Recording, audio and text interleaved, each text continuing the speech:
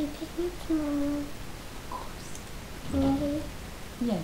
The beginning of this movie does not present Scott in a very flattering light. It's just really hammering home the point of Scott not being a good dude. Like, even his own son is like, Mom, get me out of here! This old dude is a bummer and a half, man. I gotta go. I cannot spend Christmas with him. He makes me too sad. I'd rather spend it with Neil. And then it's time for bed on Christmas Eve night. And this is where our magical little adventure really begins. Charlie wakes up in the middle of the night because he hears a bumping sound. He hears like a bump and then some like yelling and sleigh bells. And so he gets up to go tell his dad. And at first his dad's like, fuck off, I'm trying to sleep. But then he hears it too. Somebody's on the roof. So Scott runs outside and you'll never guess who's there. Hey, yo! Whoa, whoa!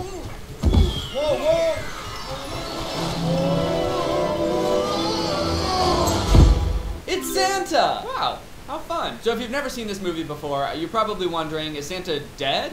We'll get to that in a second. But first I want to talk about a big plot hole here. Santa's been doing this for a long time, right? He's like an ageless, mythical being who goes from house to house every Christmas, sneakily puts presents under the tree, never been caught, right? Nobody has concrete evidence that Santa's real. In fact, most people, it seems like in this universe, don't believe Santa's real. But he makes so much noise. How does he manage to not get caught when he's constantly making loud-ass noises on the roof, stomping around and yelling? Why was he yelling? And at who? Who was he yelling at? His reindeer? They don't speak English. Okay, anyway, what were we talking about? Oh, you wanted to know if Santa's dead. He is. He just slides right off the roof and fucking dies.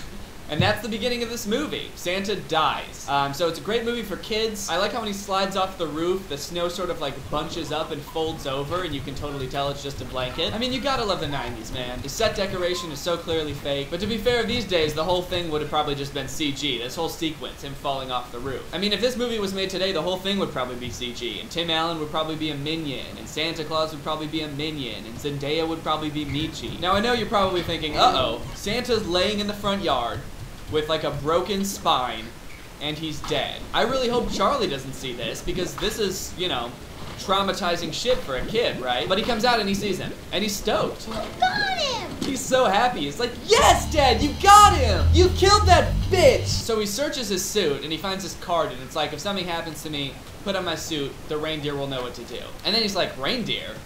What reindeer? So he backs up. Wait, hold on. What? Oh no. Santa's still alive! That's even more fucked up! And why haven't they called 911? He didn't die on impact, he's just laying there with a broken spine, and nobody's doing anything about it. There's still time to save this poor man. I mean, this is really classic Christmas shit right here. I mean, this is what the holiday season is all about, you know? The smell of sugar cookies and beautiful lights lighting up the entire neighborhood, and a dying old man laying in the snow in your front yard. Okay, so anyway, they're confused about the card saying reindeer, so now they've gone to look at the roof.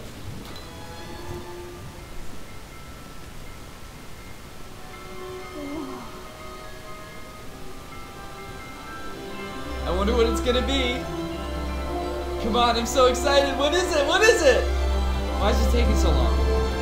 Why haven't they called 911 yet?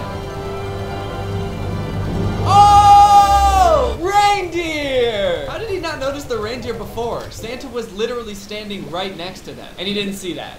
He didn't see 12 big-ass reindeer pulling a gigantic sleigh. Okay, maybe he was a bit preoccupied. He might have been a bit focused on the man plummeting to his death. But, I mean, come on.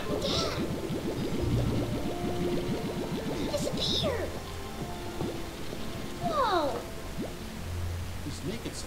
And just like that, Santa's gone. I guess this is just part of like the Santa lore that this movie's trying to establish. When Santa dies, he disappears because he's a Jedi. So they go up and they see the reindeer. You know, in most movies, reindeer are depicted as these very cute, pure, innocent animals. They help Santa fly from city to city. For some reason in this movie, they made them these vile, sick beasts that just fart and burp. They get up there and Charlie convinces Scott to sort of take on the role of Santa Claus. When he puts on the suit, the reindeer all of a sudden just start listening to him. So the reindeer take him to the next house and he just is Santa now. He spends the rest of the night delivering presents with the coolest animations and the sickest special effects. And that's the basic setup of this entire movie. That's what this movie's about. This idea that this dude, Scott Calvin, just this random guy, accidentally killed Santa, put on his clothes, and then he just is Santa now. What kind of system is that? This movie is so weird. If you just kill Santa, you just get to be Santa. What other occupation has that system? I mean, what, can you just walk into a hospital and kill a doctor and put on his clothes and now you're a doctor? No, you can't. I've tried. I guess like the king of an 18th century monarchy would have the same rules. Like if you kill him, then I guess you're in charge now, but I don't know, it just seems like such an outdated system. So after a long, successful night of delivering Christmas presents, the reindeer take Scott and Charlie back to the North Pole, where this kid has been just waiting outside in sub-zero temperatures to let them in. And this is a beautiful sight. This is when we get to see Santa's toy factory for the first time. The elves are all gathered around to see Santa, but oh no, these elves are all going to be mortified when they realize that their Santa died, and now there's a new Santa. When they see Scott Calvin and not the actual Santa Claus, they're all gonna be so sad. I mean, this movie's about to take a dark turn, for sure. Nope, these motherfuckers don't care at all. In fact, they're stoked to see this guy. Kid, who's in charge here? You are. And I'm not a kid. I have pointy shoes that are Who gives the orders? Who's your boss? You are. No. Who's the head elf? You are. And they all just accept that he's Santa now. Immediately just like, well, fuck the old Santa Claus, you're Santa now, dude. Why are they so thrilled to get a new Santa Claus? That's not good. And this dude could be like evil or a huge creep or something, and they've just given him the power of being able to fly around the world at light speed and have access to everybody on Earth's house. Actually, that might explain why they're so happy the old Santa was gone. Maybe he was like a huge asshole or like a creep, kept making passes at the elves or something. I don't know. It definitely doesn't reflect well on the old Santa Claus if all the elves are just cool with him being dead now. So he walks around and starts asking elves questions, and they all just like brush him off. They're like, dude, I don't have time to answer your questions. You're Santa, all right? Just bye. Who are you? I'm Bernard. Nice to meet you, Santa. I'm not Santa. I've had a rough night. There's been dogs barking, guns going off. Look, my back's killing me. If you ever try to shove a sea kayak down a chimney, I'm tired of the small talk. The other Santa disappeared, right? Like this dude Bernard, who seems to be in charge, or at the very least like Santa's secondhand man, he's just like, you're Santa. And then he walks away. And every time Scott asks him a question, he's just like, dude, you're Santa, okay? Bye. Like, at least explain like what the job entails or anything. Like, that's all Scott wants to know is just like, what's going on? Why does he keep just walking away? But he does give Charlie a snow glove, which Charlie is very happy about. Thanks. Thanks a lot. Probably too happy, actually. Thanks a lot. I promise I'll take real good care of it. Yeah, dude, it's just a snow globe. You don't have to be so creepy about it. But once Bernard decides to stop acting like an evasive little weasel, he finally tells Scott what's going on. The card that Scott picked up has tiny little fine print on it that's a legal contract that says if you pick up Santa's suit and you put it on, you're Santa now. And it's legally binding, and it's called the Santa Claus. So Bernard explains all this to him, and then he walks away again. There's all these weird parts in this movie. So they take Santa back to his room, where he gets to sleep. It's like the Santa suite or whatever at the North Pole. And this elf Judy brings him some hot cocoa. Now, these elves all look like kids, but I guess they're all like hundreds of years old. But Scott hasn't really learned that yet. I mean, he just sort of got here. So what he says next is kind of creepy.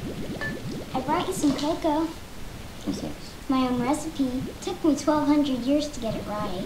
1,200 years. That's right. You know, I must say, you look pretty good for your age. Wow, what a creepy thing to say to someone that you assume is probably a child. She definitely looks like one. Gross, Scott. So Scott falls asleep in the Santa suite with Charlie right by his side. It was a great Christmas, and he wakes up the next morning back at his own house with no recollection of how he got home. And the whole thing that happened to him last night kind of feels like a dream, but spoiler alert, it wasn't. But they don't ever explain how he got back to his house, so that's kind of weird. Did they drug him or what? So Laura comes back over to pick up Charlie, and you better believe she's gonna have some questions about what happened last night, but don't worry, Scott keeps us cool. I don't know. Nice job, Scott. And me. What was the fine reindeer? It was really neat, Mom. Dad was Santa, and Larry showed me the workshop. You know when I make all the toys? So this is the real conflict of the movie now. Charlie starts telling Laura and Neil that Scott is Santa Claus, and he took him to the North Pole last night, and they had this whole great time, and they met all these elves, and obviously Neil and Laura, because they don't believe in Santa Claus, are like, oh, he's insane. So from here on out, Laura and Neil try to keep Charlie as far away from Scott as they possibly can because, you know, from their perspective, he's insane. I think Charlie is conflicted at the moment. What? You got more important things to worry about. Where are you going to get more sweaters after the circus? Haha, fuck Neil. And for some reason, Scott never tries to prove that he's Santa. Like, Santa's a magical being. He's Santa now. He could probably, you know, summon the sleigh or something to show them that he's Santa, but he just doesn't. He's just cool with, like, never seeing his kid and losing his entire family. He just lets them think he's crazy to the point where they take him to court and he loses all custody and visitation rights for Charlie. Yeah, this movie's kind of dark. I just feel like Scott could have at least tried to convince them that he's Santa and tried to convince them he's not crazy. I mean, over the course of a couple weeks, he does, like, gain a shit ton of weight and all of his hair turns white and he grows a beard. Like, he literally changed more than most people do in like 20 years in a couple weeks. And he didn't try to be like, hey, look, like something weird's going on, obviously. So maybe don't take away my kid. During this part, we also find out a little bit of backstory about Neil and Laura and why they both decided to stop believing in Santa Claus.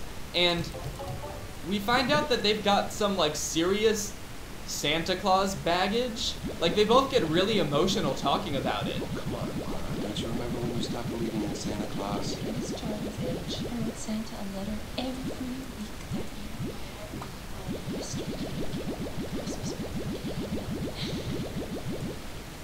Oh, I got dozens of presents. I got everything.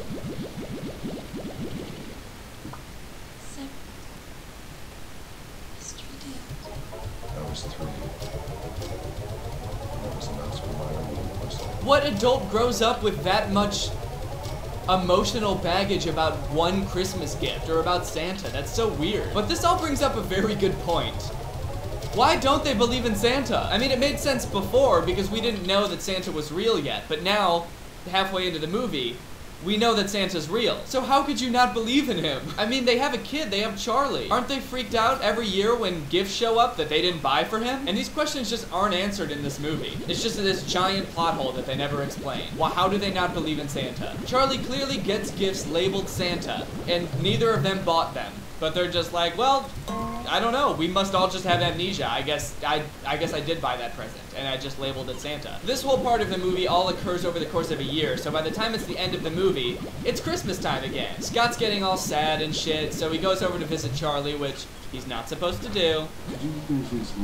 And then he has to be alone with Charlie, which he's not supposed to do. And then he kidnaps Charlie, which he's not supposed to do. So it's Christmas time, Santa gets all suited up, he's ready for action. There's this weird little dancing cutscene that they don't acknowledge and doesn't really make sense in the context of this movie, but then he hops in a sleigh and he's off to deliver presents. And then Santa gets arrested for, you know, kidnapping someone. So let's make this simple.